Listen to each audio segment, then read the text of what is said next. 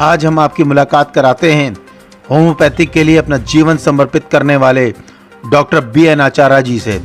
कानपुर से doctor Krishna Tiwari, bureau chief की report. मैं डॉक्टर बी.एन. आचार्य, निदेशक institute Indian institute of homeopathy and hospital Kanpur, पूर्व प्रवक्ता पंडित जवाहरलाल नेहरू राजकीय होम्योपैथिक मेडिकल कॉलेज कानपुर, वर्तमान में लखनपुर कानपुर में अपनी निजी चिकित्सा व्यवसाय में हूँ। अस्पतालों में लगातार भीड़ बढ़ रही है जी, और मरीजों की संख्या अलग अलग क्षेत्रों से आ रही है, जैसे अर्बन में अलग है, रूरल में अलग है। और अस्पतालों में जो भी मरीज देखे जा रहे हैं ज़्यादातर डेंगू और चिकनगुनिया और वायरल फीवर, इसके मरीजों की संख्या ज़्यादा दिख रही है जी। तो इसके लिए आप क्या बताना चाहते हैं? देखिए, जब बरसात ख़त्म होती है और सर्दी का मौसम शुरू होने को होता है, तो ये जो जंक्शन का पीरियड होता है, उस समय वायरल इन्फेक्शंस बहुत तेज़ी से पनपते हैं। फीवर इस तरह का फीवर है कि जो अगर अनट्रीटेड छोड़ दिया जाए, जिसका इलाज ना किया जाए या इलाज सही ढंग से ना हो पाए, तो ये टाइफाइड में कन्वर्ट हो जा रहा है।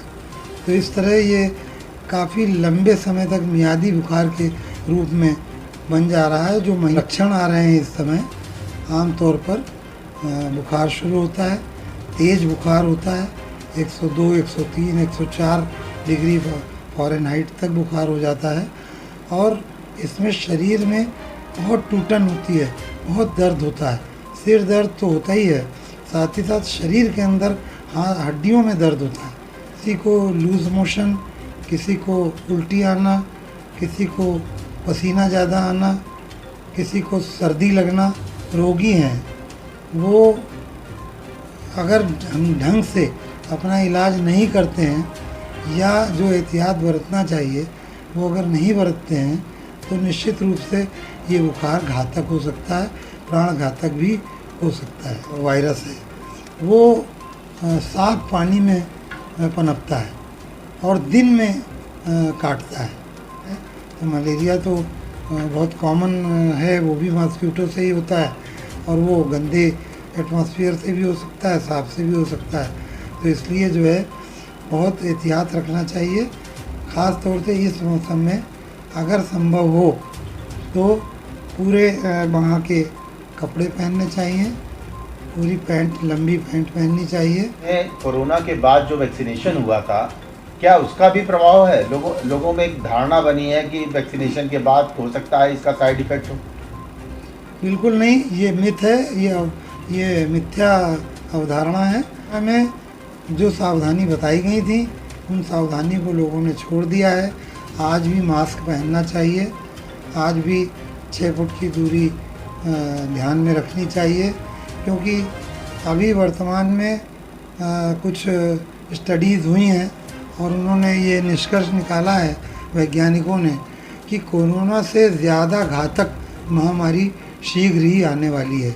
उसका उन्होंने वायरस एक्स करके नाम दिया है। अभी कोई भी चिकित्सा पद्धति हो अपने आप में संपूर्ण नहीं है और कोई भी चिकित्सा पद्धति जो है उनकी अपनी सीमाएं हैं।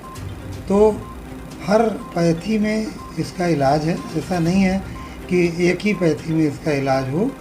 ये लोगों को चूज़ करना है कि उन्हें किस पैथी में जाना है। जहाँ तक मेरा मानना है, वो अपेक्षाकृत कम खर्च में स्थायी रूप से होम्योपैथी इसका शीघ्र इलाज करती है। यहाँ की जो दवाएं हैं वो बहुत कारगर दवाएं हैं और बहुत कम खर्च में ठीक कर देती हैं।